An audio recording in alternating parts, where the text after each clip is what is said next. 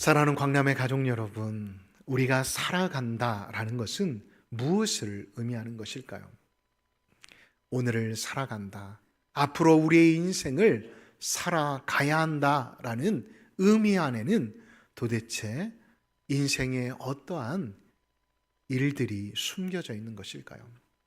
인생을 살아간다라는 것은 늘 위기와 또한 두렵게 하는 현실을 맞닥뜨리게 되어진다라는 전제가 깔려 있습니다.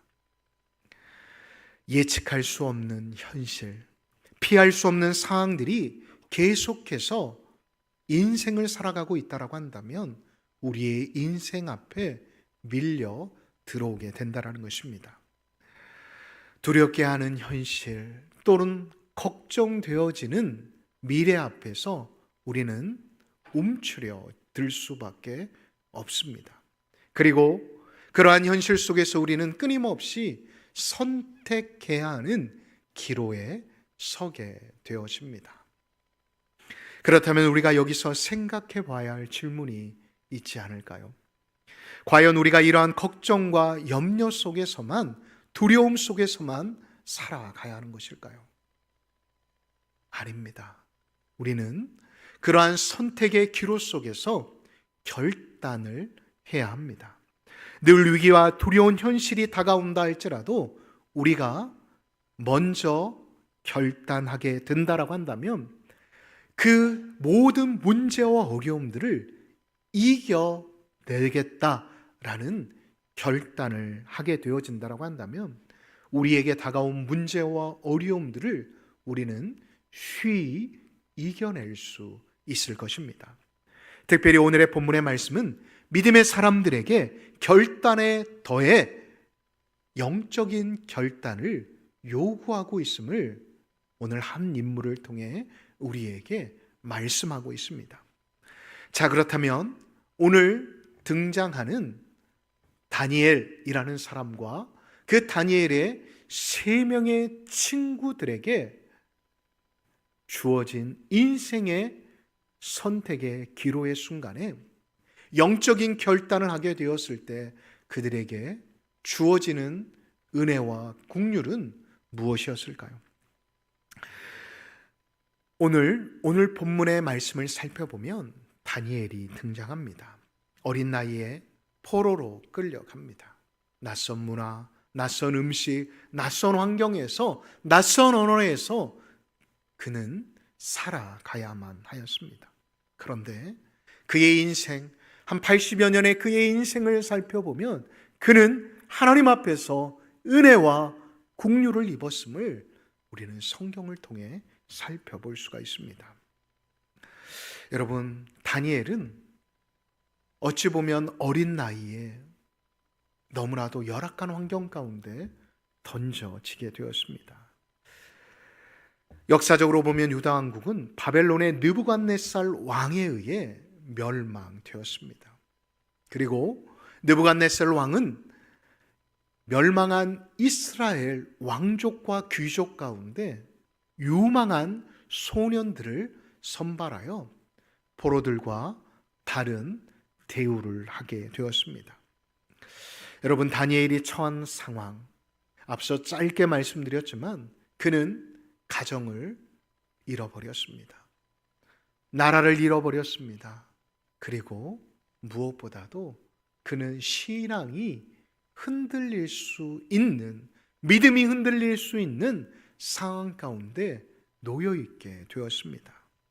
그런 다니엘에게 또 다른 위기가 직면해 옵니다.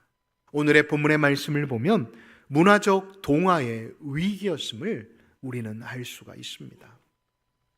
느부갓네살 왕은 전쟁을 통해 유다의 소년들 가운데 유망한 소년들을 택하여 매우 정교한 후속 작업을 진행하기 시작하였습니다. 어떠한 후속 작업이었을까요?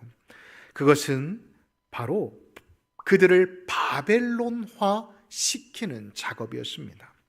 왕족과 귀족 중에 유망한 소년들을 뽑아 3년 동안의 바벨론화 프로젝트에 그들을 집어넣었던 것입니다.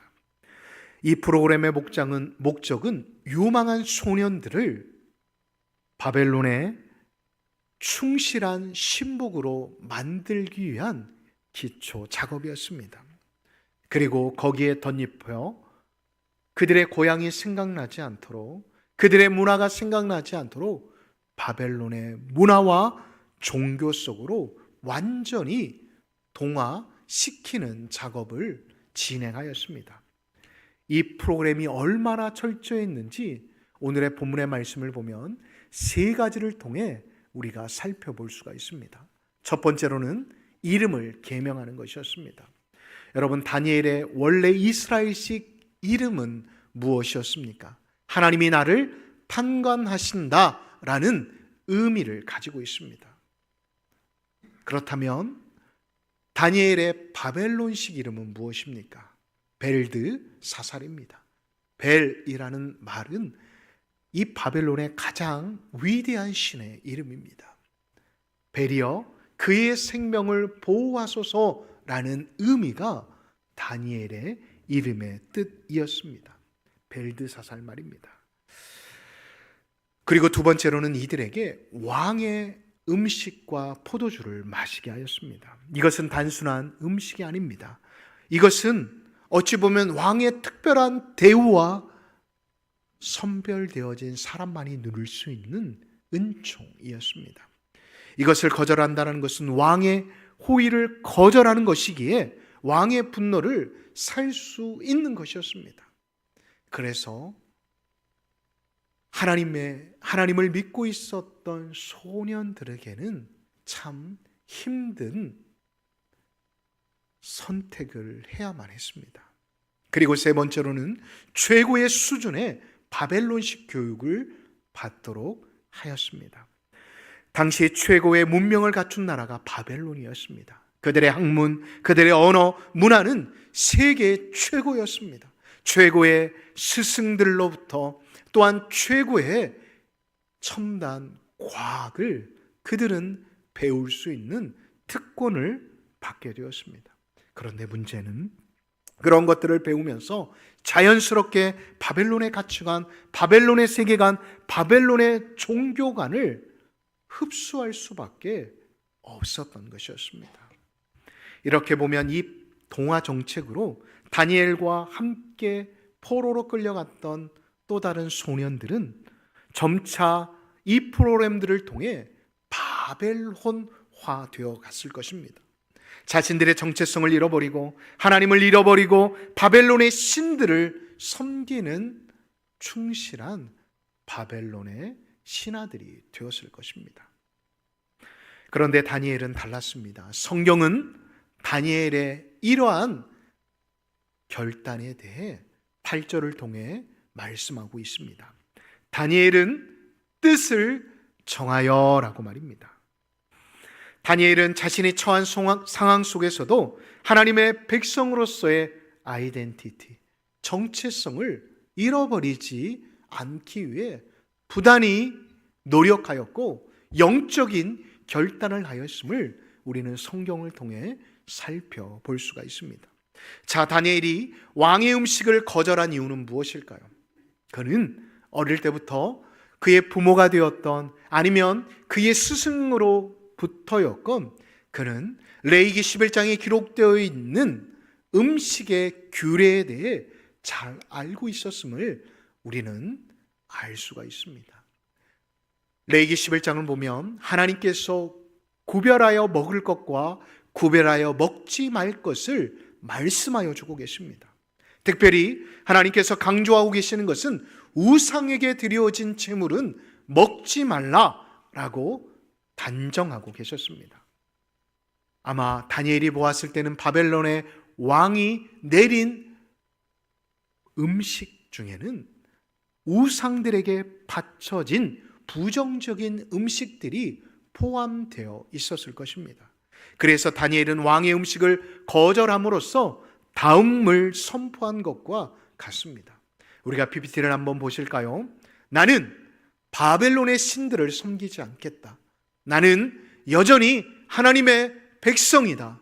나는 내가 받은 하나님의 규례를 끝까지 지키겠다라는 의미를 내포하고 있었던 것입니다. 이러한 영적인 결단이 그에게 내리워졌을 때 그에게 주어진 은혜는 무엇이었을까요? 첫 번째로 환관장과 지혜로운 대화를 할 수 있는 길이 열려지게 되었습니다. 다니엘이 영적 결단을 내린 후의 결과들을 12절과 13절을 보면 환관장과의 대화를 통해 알 수가 있습니다. 여기서 우리가 주목해 봐야 할 것이 있습니다. 다니엘이 환관장에게 어떻게 다가갔고 어떠한 말을 했는지 말입니다. 다니엘은 거대한 왕의 제국 아래서 자신의 신앙을 고집스럽게 주장하지만 않았습니다. 그는 먼저 환관장의 입장을 헤아려 보았습니다. 왜냐하면 환관장은 두 가지의 걱정을 하고 있었습니다. 첫 번째로는 만약 자신의 왕의 명령을 어기게 되면 왕으로부터 받게 될 처벌이었습니다. 그리고 그 당시에 환관장에 맡겨진 이 유력한 소년들은 환관장의 또 다른 재산이었습니다. 이들이 잘 되어야 그 환관장의 앞길이 열어질 수 있는 것입니다. 앞으로의 앞길이 탄탄대로가 될 수 있는데 초췌해지거나 또한 이들의 건강이 사라지게 되어지면 그의 정치적 목숨은 한순간에 날아갈 수 있다는 것을 알고 있었던 것이었습니다. 다니엘은 이러한 환관장의 걱정을 이해하였습니다. 그리고 그의 걱정을 해소해 주는 방법으로 대화를 풀어갑니다.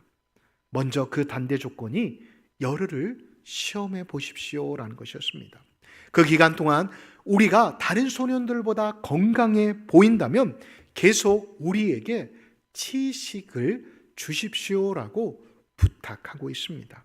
다니엘은 자신의 신앙을 굽히지 않으면서도 상대를 먼저 걱정하고 배려하면서 상대방이 수용할 수 있는 방식으로 역제안을 하였던 것입니다. 저는 이 모습을 묵상하면서 교회 안에서 일어나는 많은 상황들을 한번 생각해 보았습니다. 우리 교회 성도님들은 아니지만 다른 교회 성도들을 보면 자신의 신앙의 입장과 다른 사람의 신앙의 입장이 충돌할 때 말입니다. 충돌할 때 보면 연배가 오래되거나 또한 교회에 오래 다니면 상대방을 깎아내리고 질책하는 말로만 응대하는 분들을 간혹 보게 되어집니다. 아니, 왜 그렇게 생각해요? 그게 잘못된 거 아닙니까? 왜 그런 것도 못해요? 라고 말입니다. 여러분, 이것은 영적 결단을 한 자의 신앙 태도의 모습이 아닙니다. 상대방의 의견이 다를 때 우리는 먼저 그 사람이 왜 그렇게 말하였고 행동했는지를 이해하려고 해야 합니다. 그리고 상대방이 지금 그렇게 할 수밖에 없었던 것을 먼저 존중해 줘야 합니다. 그리고 그 위에 우리의 신앙의 입장을 온유하면서도 또한 조용하게 표현할 줄 알아야 합니다. 여러분, 싸움을 할 때 보면 절대 혼자서는 싸움할 수 없습니다. 손바닥도 마주쳐야 소리가 나듯 싸우는 것은 서로의 감정이 상하였기 때문에 큰 소리가 날 수밖에 없습니다. 사랑하는 성도 여러분, 다니엘은 자신에게 주어진 어려운 결단 앞에서 먼저 하늘의 지혜를 가지고 하나님의 방식으로 그의 신앙, 그의 믿음을 환관장 앞에 보였음을 우리는 깨달아야 합니다. 사랑하는 성도 여러분, 우리가 오래 신앙생활을 했다라고 해서, 우리가 오래 광남교회 다녔다라고 해서 내 신앙의 입장만을 고수하지 않았으면 좋겠습니다. 그리고 절대 어떠한 결과가 나오지도 않았는데 그 상대에 대해서 먼저 이랬다 저랬다 평가하지 마십시오. 그러한 것들은 그 사람만 무너뜨릴 뿐만 아니라 그 말의 상대방도 무너질 수 있다는 것을 잊지 마시기 바랍니다. 사랑하는 성도 여러분, 저는 우리 광남교회가 어떠한 상황 가운데 어떠한 일을 하는 데 있어 조용하고 온유한 방식으로 모든 교회 일들을 감당할 수 있는 믿음의 사람들이 되어지시기를 간절히 소망합니다. 두 번째로 하나님이 주신 은혜는 무엇일까요? 건강과 지혜였음을 알 수가 있습니다. 성경은 다니엘이 환관장과 협상한 10일이 지난 후에 어떠한 일이 일어났는지에 대해 15절을 통해 말씀하고 있습니다. 열흘 후에 그들의 용모가 왕이 정하여 주던 모든 소년보다 더 아름답고 살이 더 쪄 있더라라고 말씀합니다. 다른 성경을 보니 통통해졌다, 뚱뚱해졌다라고 기록하고 있습니다. 놀랍지 않습니까? 다니엘과 그의 친구들은 왕의 산의 진미를 먹었던 다른 소년들보다 더 혈색이 좋고 건강해 보였다는 것입니다. 하나님은 다니엘의 영적 결단을 귀히 보시고 그에게 육체적 건강을 허락하여 주셨음을 알 수가 있습니다. 그리고 더 나아가 성경은 다니엘에게 주어진 은혜가 건강만이 아닌 17절은 이렇게 말씀하고 있습니다. 하나님이 내 소년에게 모든 학문과 재주를 주셨고 다니엘은 모든 이상과 몽조를 깨달았더라 라고 말입니다. 하나님은 다니엘과 세 친구들에게 지혜와 능력을 주셨고 다니엘에게만큼은 꿈을 해석할 수 있는 지혜를, 하늘의 지혜를 허락하여 주셨음을 성경은 말씀하고 있다는 것입니다. 여러분, 다니엘이 받은 축복은 두 가지입니다. 육체적 축복과 지혜의 축복이었던 것입니다. 건강한 몸과 건강한 정신, 그리고 하나님의 영의 충만함이 합쳐졌을 때 다윗은 결국 80살이 넘은 나이에도 불구하고 여러 왕이 그의 앞을 지나갔음에도 불구하고 그는 한 나라의 재상으로서의 위치를 견고히 할 수 있었다라고 이 다니엘서는 저와 성도님들에게 말씀하고 있다는 것입니다. 여러분, 다니엘의 이야기는 여기서 끝나는 게 아닙니다. 앞서 말씀드린 것처럼 다니엘은 정말 오랜 세월을 살았습니다. 바사의 역사적으로 보면 다니엘은 고레스 왕까지 살았습니다. 그렇다면 다니엘은 어떻게 이렇게 지속적으로 여러 정권으로부터 인정받고 존귀 여김을 받을 수 있었을까요? 그것은 우연이 아닙니다. 제가 계속해서 설교의 말씀을 통해 말씀드리는 영적 결단이 다니엘에게 있었기 때문이었습니다. 다니엘의 마지막을 다니엘서 6장 28절은 이렇게 말씀합니다. 다 같이 읽어보겠습니다. 이 다니엘이 다리오 왕의 시대와 바사 사람 고레스 왕의 시대에 아멘 형통하였더라. 아멘. 고레스 왕의 시대에 어떻게 되었다고요? 형통하였다라고 성경은 말씀합니다. 성경에서 형통은 무엇일까요? 건강과 물질의 축복일까요?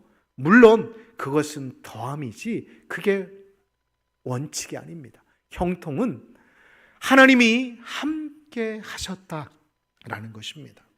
인생의 어떠한 문제와 위기 속에서도 그는 하나님을 선택할 수 있는 지혜와 힘이 그에게 주어졌다는 것입니다.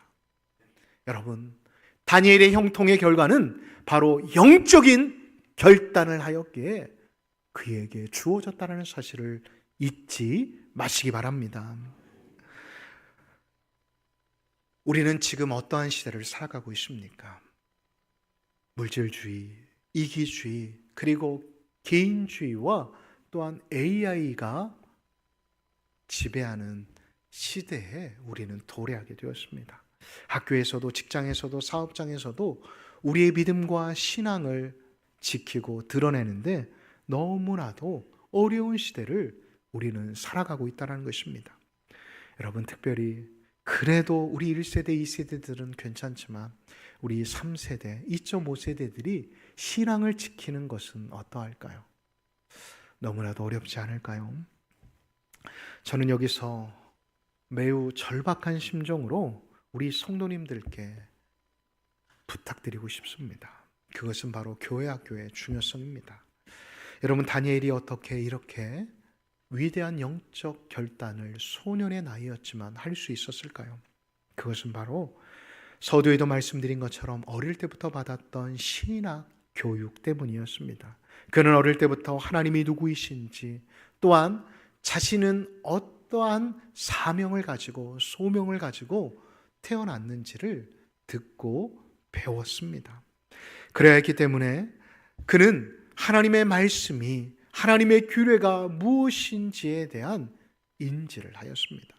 그렇기 때문에 아무리 바벨론의 동화 정책이 그의 삶에 엄습해 온다 할지라도, 강대국의 왕의 명령이 절대적이었다라 할지라도 그는 결단할 수 있었던 것이었습니다. 그렇다면 보십시오. 우리 아이들, 우리의 청소년들, 우리의 청년들은 어떠합니까? 그들이 늦어도 청소년기 때에는 하나님을 인격적으로 만나야 하지 않을까요? 그런데 우리는 지금 어떻게 하고 있습니까? 여러분, 그들이 하나님을 인격적으로 만나지 못한다고 한다면, 하나님과의 어떠한 관계도 형성하지 못한다고 한다면, 그들은 앞으로 그들의 인생 가운데 영적인 결단을 할 수 있을까요? 아닙니다. 그들은 결국 세상의 세속문화의 포로가 될 수밖에 없습니다. 그래서 저는 어제 새벽 늦게까지 여기에서도 설교를 위해서 기도하고, 또한 이 설교를 탈구하면서 제가 우리 성도님들께 이 말은 꼭 해야겠다라는 마음을 가지고 전달합니다. 여러분, 우리 교회가 오래전부터 교회학교가 있으니까 교회학교가 당연히 있는갑다라고 생각하시죠? 아닙니다. 여러분, 우리 동네가 그렇다라고 하지만 목감만 가도 교회학교가 있는 교회가 그리 많지가 않습니다. 물론 아이가 적게 출생된 영향도 있겠죠. 그런데 그만큼 상공사공들이 하나님을 떠난 삶을 살아가고 있기에 아이들이 교회의 문화를 접할 수 있는 환경들이 적을 수밖에 없는 게 현실입니다. 여러분, 정말 우리 교회에 교회학교가 있다라는 게 감사하십니까? 대답이 별로이시네요. 중요하죠. 그런데 현실이 이런데 라고 생각하십니까? 아닙니다. 여러분, 교회학교 정말 중요합니다. 여러분, 유럽의 교회들을 대표로 들면 유럽의 교회들을 제가 방문해 보니까 유럽의 교회가 좀 이렇게 침체된 이유는 교회학교의 전통이 사라졌기 때문입니다. 그러다 보니 다음 세대의 영적 전수가 전혀 이루어지지 못한 모습들이 보여졌습니다. 그러다 보니 부모로부터, 또한 교회의 선배들로부터의 신앙의 전수가 단절되어 버렸습니다. 여러분, 우리 광남교회는 그것을 허락하면 안 되지 않을까요?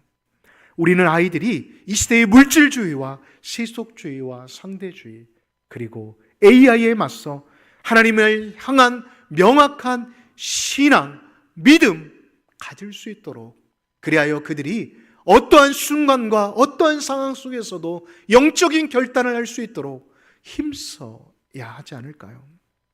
그래서 이를 위해 저는 금년부터 우리 학부모이신 성도님들께서는 우리 아이들을 위해서 일일 교회학교 교사를 해주시기를 부탁드립니다. 우리 교회는 찬양단도 있고 성가대도 있고 식당 봉사도 있고 여러 각종 사역들이 있습니다. 물론 교회가 작기 때문에 하시는 분들이 두세 가지씩 하시기에 제가 참 죄송합니다. 그리고 이 모든 것이 교회를 이렇게 지탱하는데 중요합니다. 그러나 여러분, 우리가 아이들이 없이 우리 교회가 10년 후가 있을까요? 여러분, 10년 없습니다. 정말 그때는 건강이 의학이 발달해서 건강하신 우리 권사님들, 장로님들, 집사님들이 지팡이 짚고 교회 나오실 수 있겠지만 우리 아이들은 한 사람도 청년이 되고 청소년이 되어서 다 교회를 떠나 있을 것입니다. 또한 은퇴하셨다라고 해서 여러분 뒷짐만 지지 마시고, 여러분 우리 3040 우리 젊은 집사님들, 성도님들이 저 방송도 잘 들리지 않는 저곳에서 예배 드리지 않고 아이들을 대신 봐주셨으면 좋겠습니다. 여러분 저분들 일주일에 한 번 예배 드릴까 말까 하는데 여러분들이 방치하시겠습니까? 아이 우리가 어떻게 애들을 보냐고, 지들 엄마가 봐야 하고 아빠가 봐야지 않겠습니까? 여러분 아이들을 사랑으로 다가가면 그 어떤 아이들이 마음을 열지 않겠습니까? 내 손자라서 내 손녀라서 보지 마시고, 그렇지 않더라도 여러분들이 은퇴하신 분들끼리 순번제를 정해서 아이들에게 다가가 주셨으면 좋겠습니다. 설령 성가대나 찬양대에 속해 있어서 그러면 또 이렇게 어렵지 않겠습니까? 여러분 적어도 한 주 전에 전사님한테 교사로 봉사하실 분들은 교육을 받으셔야 하기 때문에 2주는 성가대, 찬양단 안 쓰셔도 됩니다. 여러분 찬양 중요합니다. 그런데 더 중요한 건 아이들입니다. 제가 예배 부장님한테도 부탁을 드려 놓겠습니다. 여러분 10명이 있으면 어떠합니까? 하나님을 찬양하고자 하는 그 마음이 중요한 거지 사람이 많은 거 중요하지 않습니다. 그런데 여러분 교회 학교 가보십시오. 애들은 10명이 있는데 이제 70이 다 가까운 선생님 2분이 계세요. 우리가 이거 각성해야 하지 않을까요? 저 교사 한 번도 안 해봤는데요. 우리 아이들이 있는데 어떻게 교사로 봉사합니까? 정 못하시겠으면 애들들 짜장면이라도 사주십시오. 그리고 달란트 시장하고, 그리고 아이들이 광남 캠핑을 하면 좀 나오셔서 여러분들이 먼저 아이들에게 이름을 불러주시고 안아주시면 어떨까요? 여러분 교회 내일이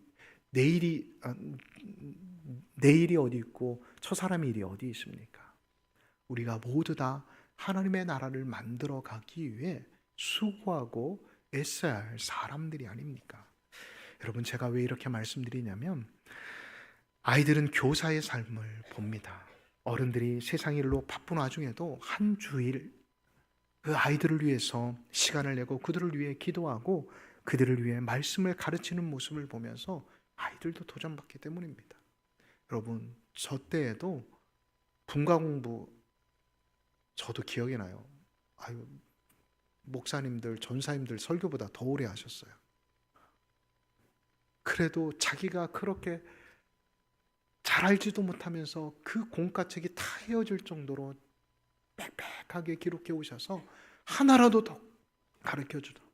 말 안 들면 그때는 돈이 귀하던 시절 아닙니까? 그러면 사탕 또 과자들 사와서 애들 먹으면서 듣던 말든 자기가 그렇게 준비한 것들을 아이들에게 정성껏 가르쳐 주셨던 생각들이 떠올랐습니다. 그런데 지금은 어떠합니까? 다 편한 것, 다 쉬운 것에 몰려있지 않습니까? 사랑하는 성도 여러분, 제가 이 설교를 준비하면서 한 아이가 떠오르더라고요. 가족이 있어서 이름을 말하는 건 좀 죄송하지만 지혁이가 떠올랐어요.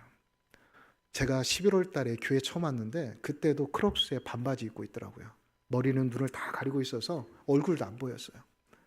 인사도 안 하더라고요. 그러던 친구가 금요 성령 집회에 나왔더라고요. 물론 자기 가족들이 나오니까 따라 나올 수도 있지만 요즘 지역이 얼굴을 봐보십시오. 교회에서 저도 신방을 그 집에 2번인가 갔었는데 첫 번째는 나오지도 않았어요. 그리고 2번째 나왔는데 인사를 정말 그 친구는 제대로 했다라고 하지만 이렇게 하고 들어가더라고요. 진짜로 얼굴도 안 보여요. 머리 다 가려져 있어가지고 그러고 들어가더라고요. 그런데 그 친구가 여러분 얼굴을 여러분들이 한번 오늘 봐보세요. 밝아져 있어요. 그리고 인사를 하더라고요. 그 친구 인사 안 했어요, 솔직히. 교회 와도 빨리 집에 가려고 형 보채가지고 빨리 집에 가려고 집에 가자고 그랬던 친구가 변화되더라고요. 또 금요 성령 집회 어떤 친구는 학원도 가지 않고 나왔다고 하더라고요. 그래서 제가 밥을 먹으면서 그 친구에게 이렇게 말했습니다. 야, 네가 한번 열심히 공부해서 다른 후배들에게 나도 하나님 앞에 시간을 드리고 또 나의 열정을 드렸더니 하나님께서 내 꿈을 이루어 주셨다라는 네가 간증을 하면 좋겠다라고 이야기를 하였습니다. 사랑하는 성도 여러분, 성도님들이 바라고 있는 게 무엇입니까? 우리 아이들, 우리 청소년들이 세상에 질질 끌려다니는 아이들이 되게 만들고 싶습니까? 저는 무엇보다도 우리 광남교회 젖먹이 아이에서부터 청년이 이르기까지 세상을 끌고 가는 하나님 안에서 믿음의 결단들을 할 수 있는 하나님의 자녀들이 되었으면 좋겠습니다. 저는 우리 광남교회 아이들이 학교에서, 학원에서, 또한 친구들과의 관계 속에서 세상과 타협하는 자들이 아니라 하나님을 아는 지혜를 가지고 그것들을 통해 선택의 기로에서 그들이 믿음을 선택할 수 있는 하나님의 사람들이 되었으면 좋겠습니다. 그러기 위해서는 여러분들이 힘써 주셔야 돼요. 제가 한번 보겠습니다. 광남 아이들 달란트 시작하는데 가서 여러분 하나 달라고 하지 마시고 여러분들이 좀 돈을 좀 내세요. 어떤 분들 보면 가가지고 하나 달라고, 여러분 제발 그러지 마세요. 얼마 한다고 그거 달라고 하세요. 여러분들이 주머니를 여셔야죠. 그리고 여러분 광남 캠핑하면 그럼 고깃값 좀 내주세요. 그리고 아이들을 위해서 잘하지 못해도 아까쯤에 말씀드린 것처럼 이름 한번 불러주시고 한번 안아주세요. 네가 있어서 참 행복하다. 그러면 그 아이들이 그 인생의 가운데 그 기억이 오래 남지 않겠습니까? 사랑하는 성도 여러분, 그래서 내년은 좀 더 힘들겠지만 한 번도 해보지 않으셨던 분들이 교회, 학교, 교사에 지원해 주셨으면 좋겠습니다. 여러분, 우리들끼리 찬양하면 되죠. 우리들끼리 예배 준비하면 되죠. 왜 없는 것만 바라보십니까? 지금 이렇게 아름다운 성전에 그래도 내 옆에 일할 수 있는 사람들이 있지 않습니까? 그리고 또한 오늘의 말씀을 묵상하면서 저는 저 자신에게 또한 결단을 해보았습니다. 그것은 저 자신도 매 순간 결단해야 한다는 것입니다. 왜일까요? 제가 알지 못하는 사이에 저 역시도 이 교회를 내 교회처럼 생각하는 욕망이 꿈틀거릴 수 있다고 생각했기 때문입니다. 제가 하나님을 믿고 내 계획, 내 중심에 두고 싶은 유혹이 저 역시도 인간이기에 일어날 수 있다는 것입니다. 그렇게 되면 저도 세상의 방식으로 제 욕망이 이끄는 대로 따라갈 수밖에 없습니다. 그래서 저는 우리 광남교회 성도들이 저를 위해서 정말 기도 많이 해주시기 바랍니다.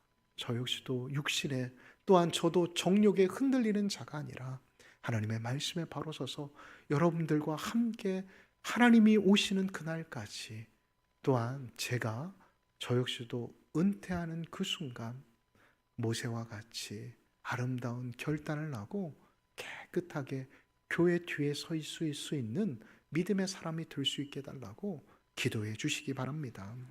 사랑하는 성도 여러분, 제가 왜 이렇게 오늘 좀 길지만 강조하는 이유가 있습니다. 하나님을 중심에 두지 않는 성전도, 하나님의 뜻을 따르지 않는 공동체는 결국 무너진다라는 것을 역사는, 성경은 우리에게 말씀하고 있습니다. 예수님께서도 마태복음 24장 2절을 통해 이렇게 말씀하시지 않으셨습니까? 돌 위에 돌 하나도 남기지 않고 다 어떻게 하겠다고요? 무너뜨려지리라. 왜일까요? 예루살렘 성전은 눈에 보이기에는 너무나도 화려하고 너무나도 아름다웠지만 결국 예배의 형식만 남았기 때문입니다. 화려해 보이는 제사장의 옷과 화려해 보이는 제단과 또한 성가대의 아름다움만 남고, 그리고 예루살렘 건물만 남고 진정으로 영과 진리로 예배드리는 사람들이 없었음을 하나님은 보셨다라는 것입니다. 우리 광남교회는 어떤 교회가 되기를 원하십니까? 길도 잘 닦여지고 여러 부대 시설이 잘 되어진 종교부지에게 멋있게 십자가 걸고 광남교회다라는 간판을 걸고 싶으십니까? 아니면 화려한 건물은 없어도 하나님의 뜻을 따르는 이들이 모여 하나님의 꿈이 무엇인지, 하나님의 비전이 무엇인지를 함께 공유하며 작지만 하나님을 기쁘시게 하는 교회로 세워가고 싶으십니까? 저는 젖먹이에서부터 노년의 성도에 이르기까지 모든 세대가 하나님을 중심에 두고 영적 결단을 매일 갱신하는 교회로 세워가고 싶습니다. 아멘이십니까? 대답이 너무 시원찮으신데요.